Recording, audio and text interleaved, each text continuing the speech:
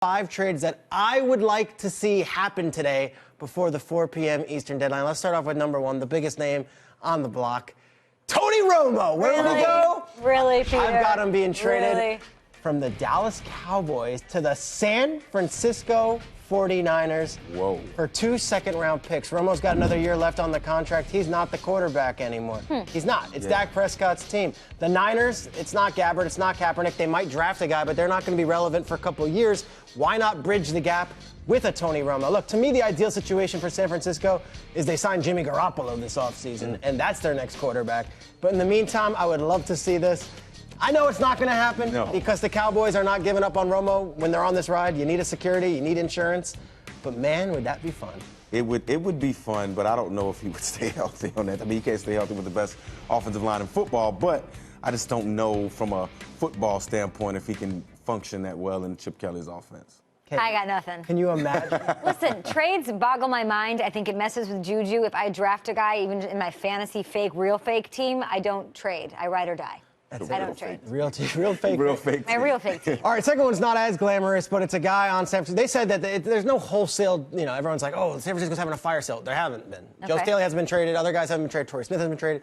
But Eric Reid, the safety from San Francisco, a former first-round pick. I look at Carolina's defensive backfield. They need him. To me, this is a trade that could make a lot of sense. Eric Reid coming up with his contract almost over. What are the 49ers doing this year? Nothing. What are the Panthers doing? Suddenly they're back in the conversation. They win that game against the Cardinals. Are we unwrapping them? I never put them to bed. Whoa. Nate Burleson wrapped them. Nate Burleson said they were done. I don't see it that way just yet. And to me, Eric Reid could be a defensive leader. LSU star. What do you think, Michael? Yeah, I think that's a good move. When you look at the Carolina Panthers, they haven't been good defending the deep ball. They need some safety help. They need some run support help.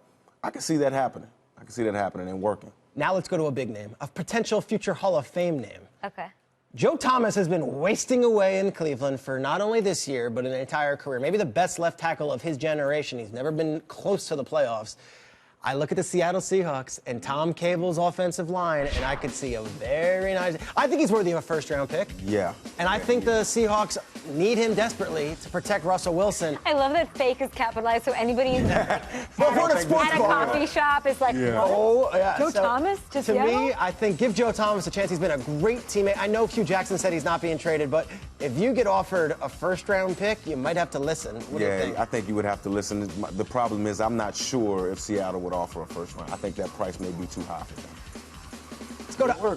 Let's go to the next one. A wide receiver we saw last night from your Chicago Bears. Franchise tag, making $15 million this year. His first touchdown. He's been frustrated a lot all season long. And I think a lot of people are frustrated in what his future is going to be because Alshon Jeffery, right now you can rent him for 9 games for $15 million. Pay prorated, obviously, but I look at the Tennessee Titans. They're lingering, and they just lost Andre Johnson to retirement. They don't really have a game breaker.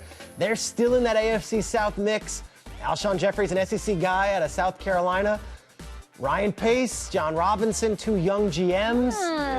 To me, I don't know if it's too rich for anyone's blood, but a third-round pick, the Bears, they're not going to the playoffs this year. I just don't see it. Why not pick up a draft pick instead of getting nothing for Alshon Jeffery? Makes sense. Titans, this could be interesting for them. What about the Eagles? They need a wideout. Eagles do need a wideout. Their wideouts have been horrendous, and they've been dropping all sorts of passes. Right, but the connection isn't there. It might be. I just think $15 million. I don't know. I don't know if I could see Alshon Jeffery going to Philly. I can't see that. I could see him going to Tennessee, though. I just love how much you love doing this. This is fun. This is like the best day for you. I remember that they used to have the NBA trade simulator. I would just type in names and be like, this is the equivalent to that. The last one's the big name, also a potential future Hall of Famer, a guy that you blocked for. Okay. A guy that... He's got a scary name. A guy who's got a scary name.